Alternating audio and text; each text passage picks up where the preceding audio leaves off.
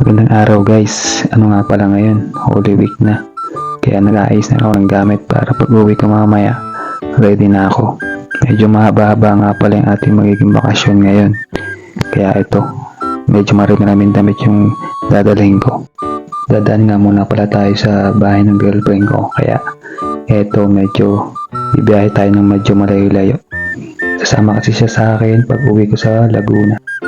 Isang bag nga lang pala yung gamit ko dito, kaya medyo punong-puno na itong aking bag. Mahirap kasing bumiyahe kapag marami kang bitbit, lalo ngayon marami nang bibiyahe pa uwi.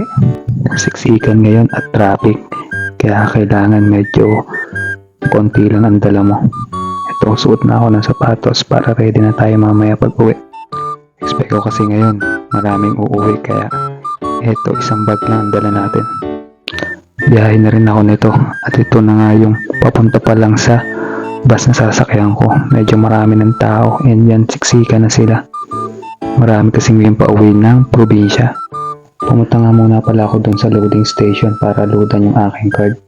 At ito yung bus na sinakyan ko. Walang gaanong laman, hindi gaanong siksikan, kaya okay lang. At ito na, medyo ginabi na ako at sinundo na ako ng girlfriend ko. Matindi pa nito, umulan pa dito, kaya ito medyo basa tayo ng konti. Buti na lang may sasakyan yung girlfriend ko. Ayan, nasundo niya agad ako. Sa pagsundo nga niya sa akin, nagugutom na daw siya. Kaya yan, pinagluto ko muna siya ng pritong isda. Favorite niya daw to. Ito na ang aking huling munang video guys. Sa susunod ulit na video, see you on the next video.